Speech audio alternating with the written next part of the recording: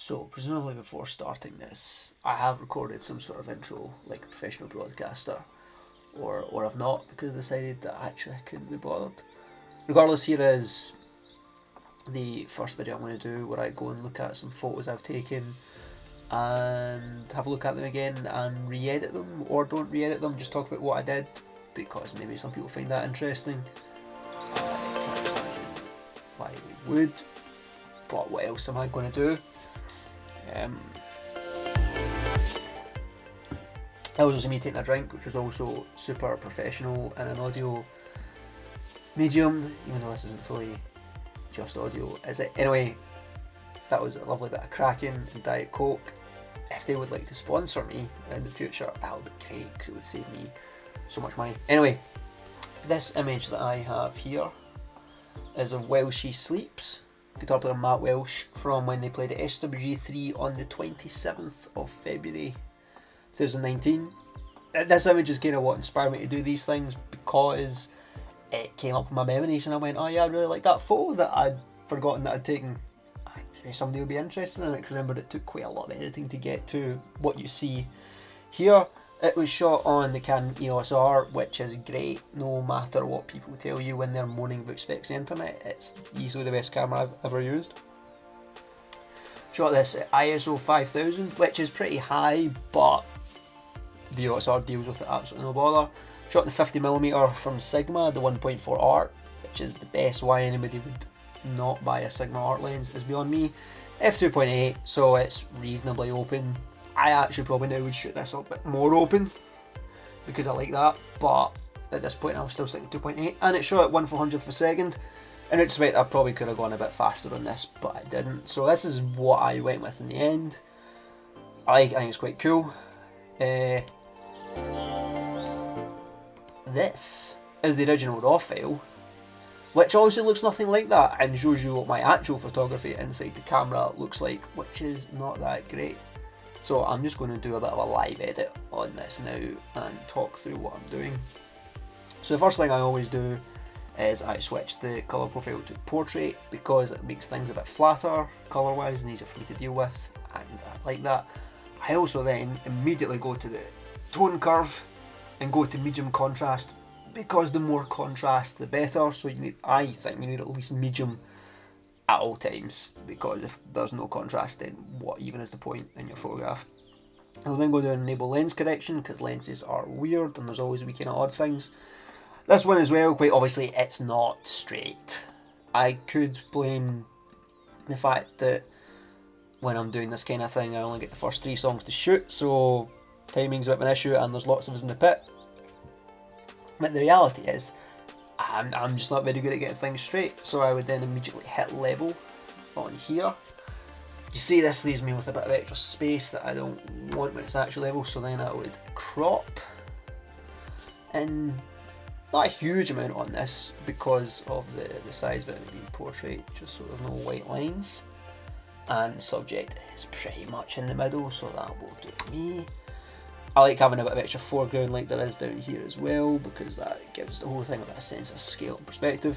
If I was really good, probably what I would do is consider photoshopping out this guy here doing his job really well, but I don't know enough about Photoshop to do that, so I'm not going to. In the original photo I didn't use what's down here, which is the colour calibration panels. This is a relatively new discovery for me, so the edit I'm going to do now is going to be pretty different from this, I think. So immediately I would start calibration panels and I would look at this red one first and pull it side to side, see what I want. That's clearly far too pink, I don't want that, and I don't even particularly want to be that orange either, so I'll probably leave red as it is. I'll have a play bit with the green, see what that does. That puts a bit too pink, but I like this bit softer, a bit more pastel, which is nice. And the blue, which I find always does the most interesting things, that brings a kind of weird turquoisey feel to some of those lights, and that makes it a bit pinker. I think I want a little bit more. Then I come up, and this is where I just play about with the kind of basic stuff. So immediately I always crush my blacks, and I quite often cross the shadows quite a bit as well. This is also useful here because there is a lot of haze, because it is the rock show and they like the smoke and stuff. What I'll always use when I have this much haze is this amazing dehaze tool in Lightroom, which just kind of cuts right through that. And it makes my darks a bit darker, gives me a bit more to see. As you can see, if you zoom in like this, it's pretty grainy, which some people would say makes this image unusable. I don't see it that way. In fact, I think the more grain on your photographs the better, because then they look real. Excuse me, the whole burping thing because I'm drinking while I'm doing this is incredibly unprofessional, but that's an insight into my photography style. Having done that, I would typically look at the highlights. I quite like to push my highlights up a wee bit. I like them to be like super white, almost blown out, or indeed completely blown out, as the case may be. And then I'll look at the temperature. So if I bring this down, it goes very blue, which I'm not necessarily against, but it comes quite saturated and I don't like that as much. If I go back up this way, this is much more in line with what I had it before. I think I want to stick around a bit here. I want it to be kind of warm like the original edit I did, but not as warm. I'll bring the texture up a wee bit. I don't use this tool very much except in portraits, but I feel it just adds a little bit of sharpness. Maybe it doesn't. I'm just a creature of habit. I also bring the clarity up to about 10 because you just don't need more than that. Typically, saturation and vibrance don't change very much for me.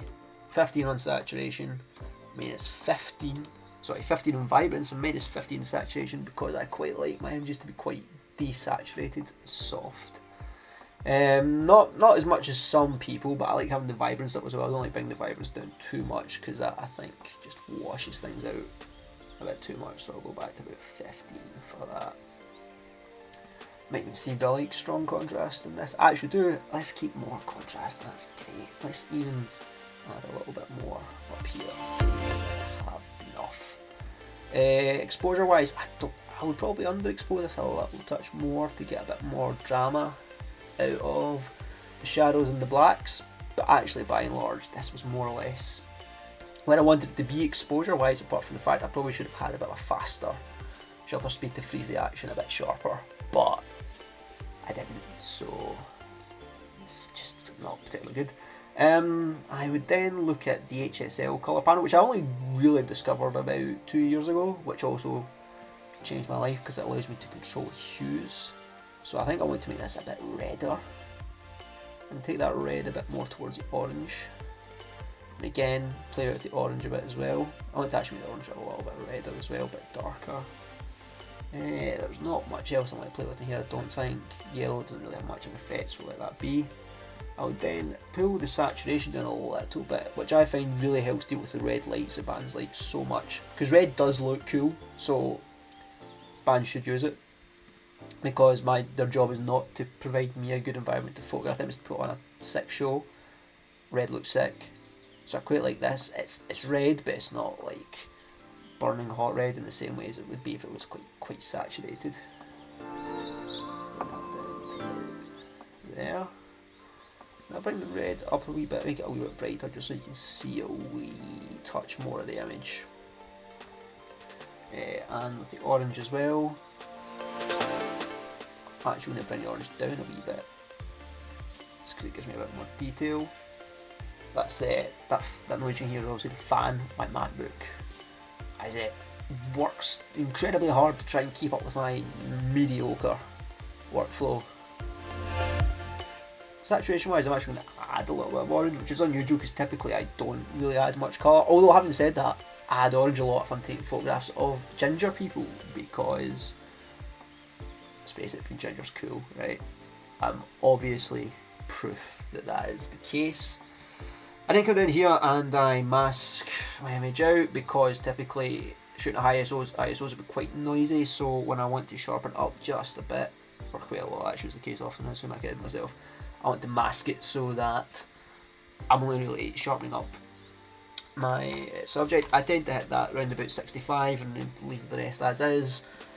I don't really have a rationale for that, it's just what I always more or less do. What I'm going to do differently that I did not do last time is this microphone sticking out. I mean, he is a singer, but there's not really any other context to this microphone stand, and actually it kind of ruins the symmetry of the image a wee bit. If if we go back to my original image, you can see it's there as well, but it's now not going to be anymore. So that was the right button. That shows how good I am at this. So what I'm going to do is I'm going to go up here and I'm going to find a clone tool, and I'm just going to clone this out, which is easy because everything that's happening around it's pretty much the same. Look at that, you'd never even know it was there. I don't tend to do a huge amount of retouching because I just don't think most images actually need it. If they're good, you shouldn't need to retouch them. If they're capturing the moment, then that is the moment and you don't need to add to it. However, very occasionally, just for things to look nice, I will engage in a little bit of that. Then what I tend to do is I come and do my split toning, which is really scientific, because all I do is I go and I set everything to 9 as a starting point, and then I just play about. I tend to quite often end up split toning things quite kind of purpley, kind of green as well. Maybe a little bit more green here, and the shadows. I should quite like the shadows feel a bit. And then do I want more of that? I think I want a wee bit more, yeah. I kind of like that, that's quite nice. I'll take that. Like, what I will also quite often do is add in a little bit of extra vignetting. My images got quite like that sort of classic feel where it's quite dark around the edges, which seems counterproductive when I'm immediately enable lens correction to avoid that. But it's nice just to be able to control it a bit more myself on my end. So if we go for a before and after, this is what the image started like in RAW, and this is it here now, which is obviously quite significantly different. Actually, bring that dehaze up a little bit.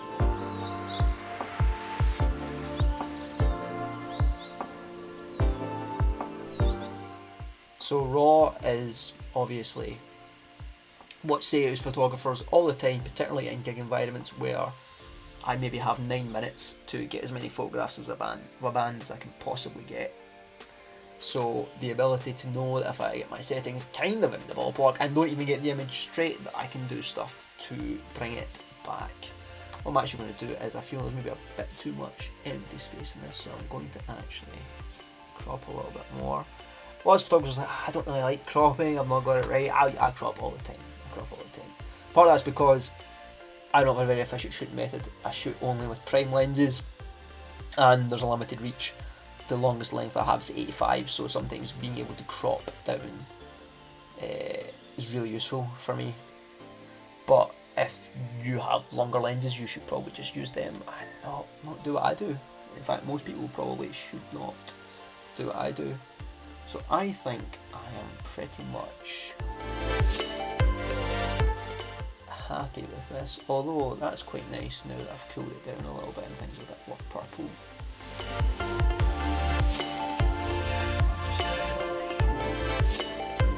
Magenta's a little bit, I think that magenta a little bit more red, quite like that. And then if we put that magenta a bit more, just pull it down a little touch, or up a little touch as that actually happens. This is the thing as well, sometimes it looks like you're pulling things out that in fact you're not, and you realise you've actually upped the saturation without meaning to. But there you go, that's just the wonders of photography. I'll maybe just play with my balance a little bit. I actually do want that to feel like it's a bit more green. I think it's quite nice. There's a couple of kind of awkward dead pixels in here, but if I look at this full screen, I don't really think they're an issue, and where this is going, which is primarily social, yeah, I was going to think it's an issue either. Probably nobody. So that was good that it jumped to the other screen there when I hit F. That was an unforeseen circumstance of working on Joe's screens. So I think that's it for this one, really. Do I like this version more than the other one? Yeah, I think I do. I think I like this a bit tighter in. Like the colours, like it's a bit more dramatic. This one does feel like a bit kind of washed out, and I'm not mad sure why I went so orange before. And I like also I've taken the microphone stand out now as well. Like I say, if I was really good, I'd probably try Photoshop out this guy, but I'm not going to do that because I'm not good enough at Photoshop to do that. And then the only other thing I would sometimes maybe do is I would sometimes double check for like the black and white, and then to do that I would just hit black and white and zero everything out. And I quite like that as well, but I try not to do gig photos in black and white too often because it's a bit of a cop out of trying to get around difficult lighting situations. I like the challenge of doing it colour. And then typically if I've done this, I'll readjust it, but I quite often find just going for what I like in colour and then turning it black and white more or less gives me something that I like. So I'm just going to put that back to what it was. And there it is. That is my first, I wouldn't call it a tutorial, it's clearly not a tutorial, I don't really know what I'm doing. But explanation as to why I've edited this photo and where it started at. So that's that. I'm going to go finish this delicious cracking rum. Other rums are available, but I wouldn't necessarily recommend them. I probably would recommend most of them, to be honest. Maybe I'll do more of these, maybe I won't. Who knows? I guess that's just the sense of anticipation we will all have to live in these uncertain times. And I will see you later.